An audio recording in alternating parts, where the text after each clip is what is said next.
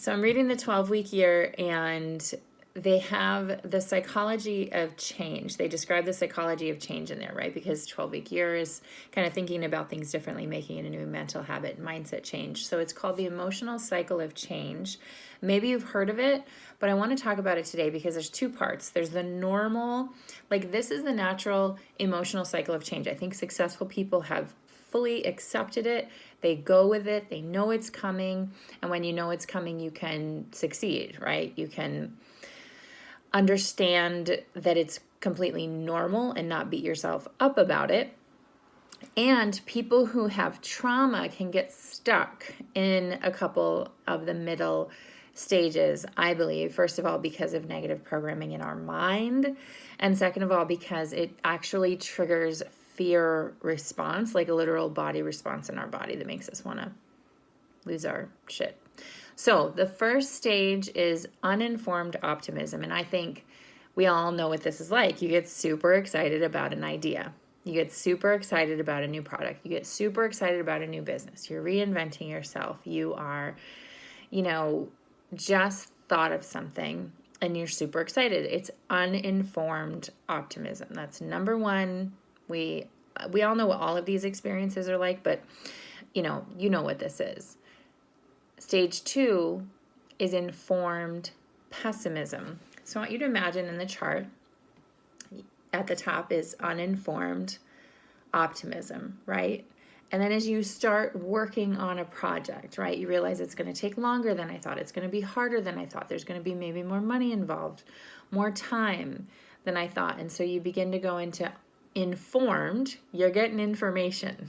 You're learning the reality of this situation, the reality of your project, the reality of the new venture that you want to do. And it's maybe not as shiny and wonderful as you thought. So you're getting informed pessimism. And then you keep moving down because you're realizing just reality hits, right? The true reality of the amount of energy this thing is going to take, the amount of time, the amount of money, the amount of effort, and also the amount of uncomfortability and uncertainty, right? Our minds love certainty. They love winning. They love when we can be safe. They love the known. So you're moving into that unknown area, right? Success in a new venture has a lot of unknowns. And in the beginning, you paint all of those unknowns as beautiful and rosy and wonderful and kind of focus on the outcomes. Like, I'll get a lot of money or I'll help a lot of people or whatever. And then you get in the middle and you're like, okay, here's what this sucker really is. And that's called the Valley of Despair. And if you've ever read anything about growth mindset, it's the dip, right? When we're learning something and it's a low point. It's when things are uncomfortable. I know for me, I started mountain biking last year, and right, I know how to ride a bike, thought it would be really fun, and realized what it really took to do it. And it was harder than I thought, or maybe it was about the same as I thought, but like just continuing to go and grow through that. Like I literally had fear in my body. And when I've done things on social media or started a new program, I started a new program last December. And I was super excited about it, and then realized, what it was really going to take and how long it was going to take to establish, right? Because I thought, a whole bunch of people will sign up right away. And it was a few people that signed up right away. And I got in that valley of like, this is going to take longer than I think, and maybe people won't like it, right? And we can have physical reactions there. It can feel terrible in our body and our mind. It can be really draining. And then in that, and this is where I think a lot of people, and they talk about a lot of people turn around. They're like, nope, this is too hard. I'm going to turn around. I'm going to do a different thing, right? And then a different thing is exciting and new, and it has new energy, and you can cycle. It gets hard. It gets more than you bargained for. You think, I can't do this, and you cycle. And that's where trauma or past programming comes in, because if we have a pattern of telling ourselves, I'm not good enough, I can't do this, I'm stupid, women can't do this, or men or people without education can't do this, or what am I thinking, or who do I think I am, whatever amazing, past programming we have, this is where it can kick in. When things are hard and when I'm actually screwing up, when I'm actually messing things up and not doing a good job, how you talk to yourself in those moments determines if you begin to go up and out to success, into informed optimism, success, and fulfillment. I'm moving my hand over here, you can't see it, on this chart. Or if things are hard and you're actually messing up, and then you pile it on with old programs of negative beating yourself up, and you really, I don't want to say you don't have a choice, because we always have a choice, but you are fighting.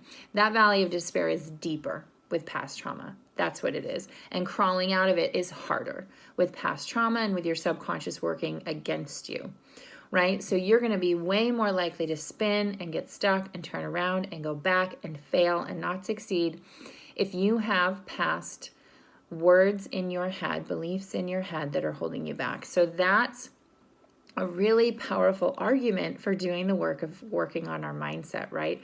Because that's the normal process of change. The normal process of change is it's gonna suck. I call it with clients the no man's land, right? When you're changing an old behavior that was familiar. So you were holding on to this old familiar, even though it sucked, and you're not in the new familiar yet, you're in the middle, and it's no man's land because nothing is familiar yet. And you have to have a positive mindset. You have to be working on visualizing yourself successful. You have to be working on encouraging yourself in those moments in order to succeed. So this is the normal way we learn. Successful people know this. They are expecting a dip. They're expecting a challenge. They are expecting to be disappointed. They're expecting it to take longer. They're expecting wrenches in the gears. So we have two things. The past trauma I already mentioned makes this dip deeper, makes getting out of it harder, and that's why it's really important, and successful people work on their mindset. And that's something that I do, is help people with that mindset so you can succeed. The other really trendy, I don't know the word to use. The other thing I see is people making money telling you they have a way without a dip. They have a way without a valley of despair. They have a way without no man's land. They're promising rainbows and unicorns. If you just follow my 5 steps, you won't go through that dip. It won't be challenging. You'll know all of the things. You won't fail. If you follow me, you will succeed. And anybody promising that, first of all, they're probably making a lot of money, because who wouldn't want to avoid the dip? Who wouldn't want to avoid what, the emotional cycle of change calls the valley of despair? Who wouldn't want to avoid what I call no man's land? Who wouldn't want to avoid even the work of healing your past trauma and mindset, right? Even working with somebody like me, who wouldn't want to avoid that and just follow a 5-step plan for success, where you can just stay smooth sailing, right? Where you can just stay and it's not bumpy and it's not hard. So there's a ton of people selling that. And quite frankly, it's a lie. And even when I first started selling my program and process, it's called Rapid Transformational Therapy, and people would get so excited.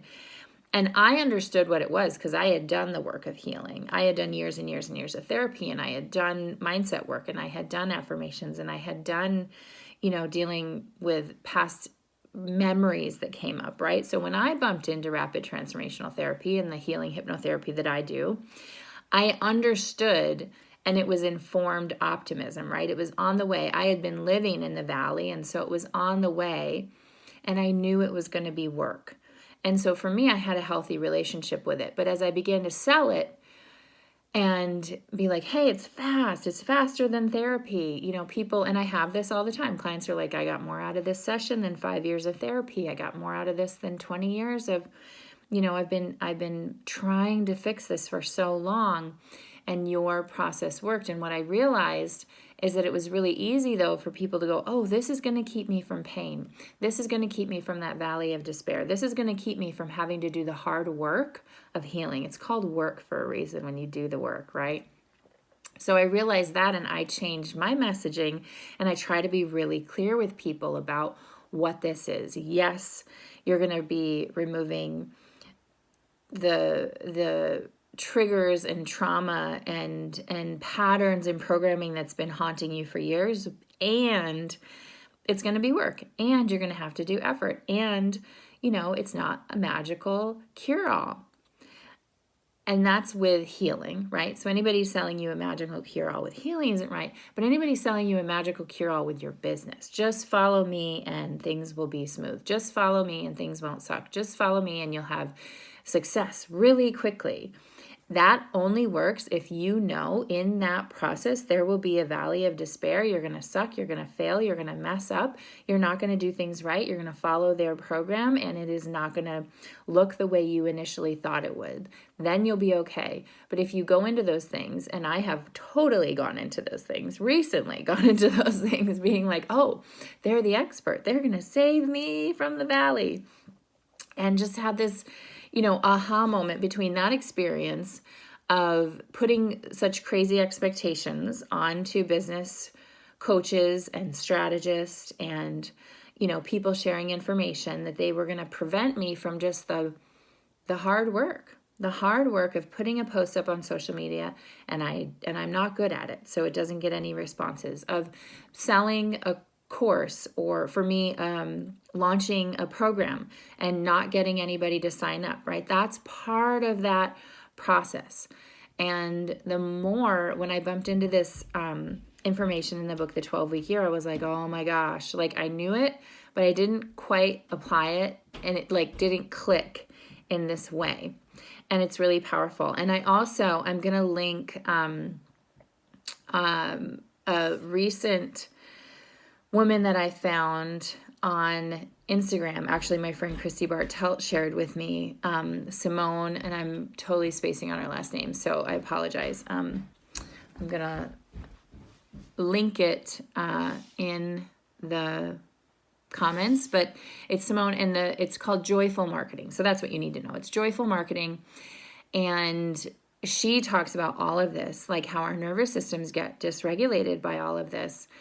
And when you understand it, you know it's coming when you're in the valley. And this was the beautiful thing about my group coaching with Kick-Ass Life, was we were there together with each other and making it normal, right? If you normalize this, if you expect it,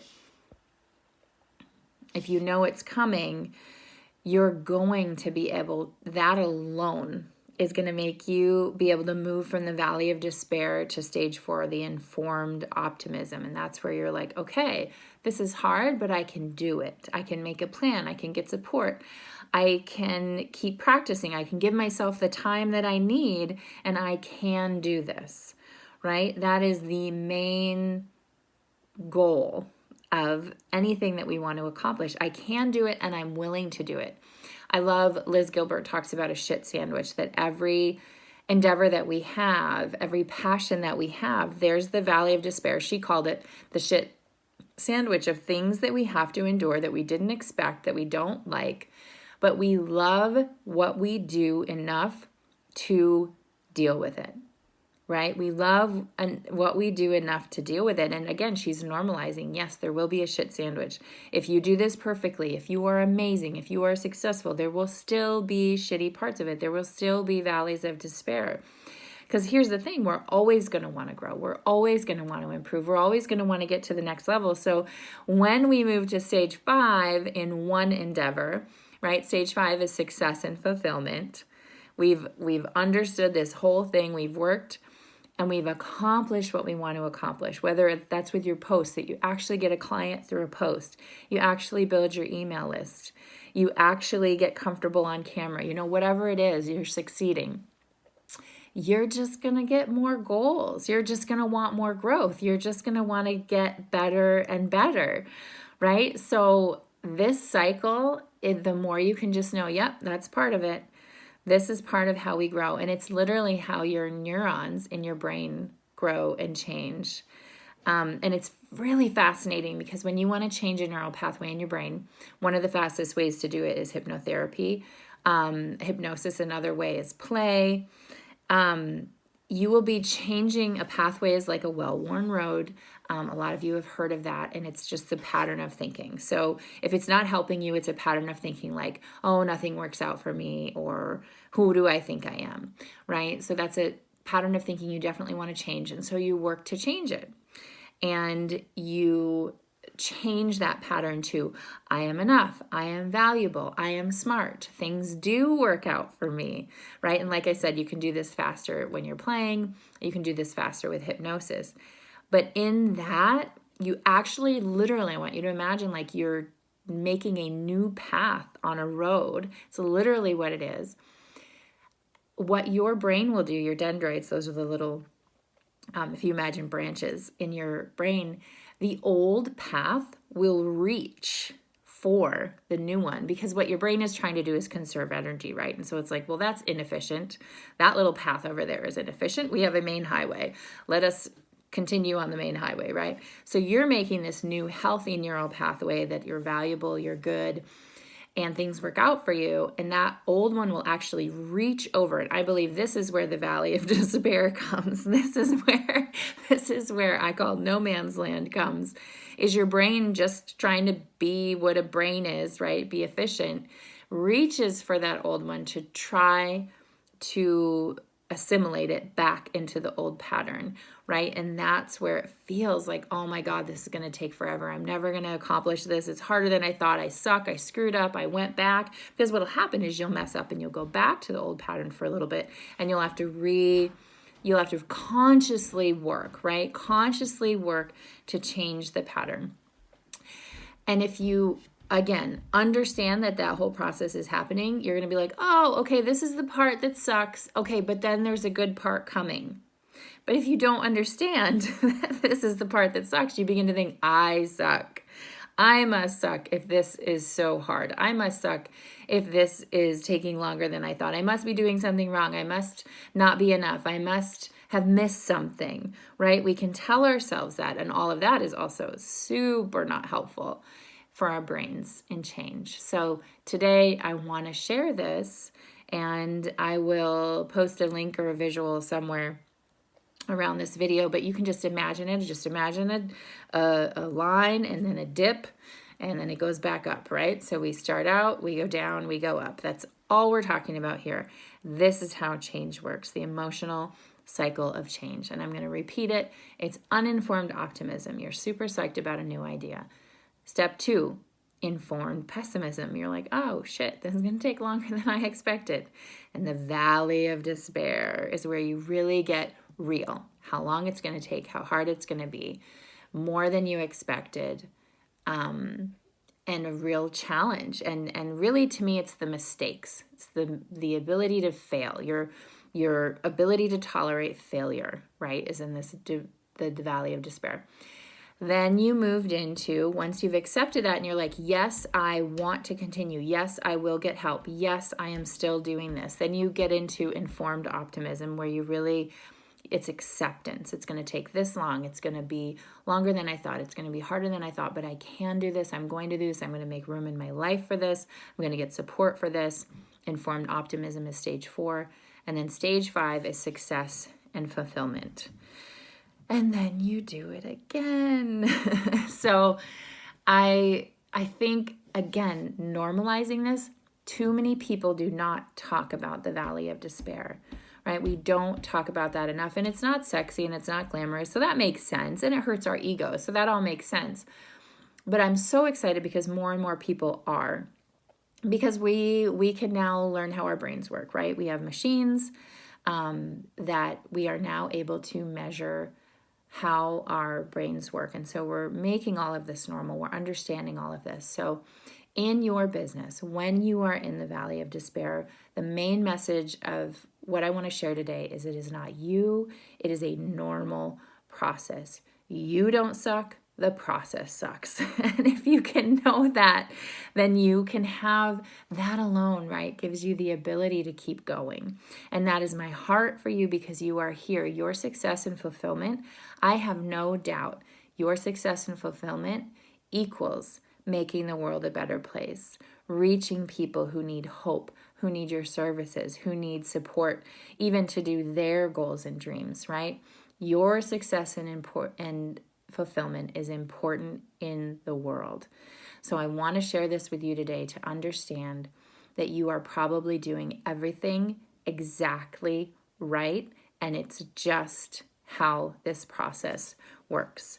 So let me know if that was helpful. Like I said, I'm going to share the emotional cycle of change and keep going and reach out if you're in that moment so we can encourage you. And have a great day.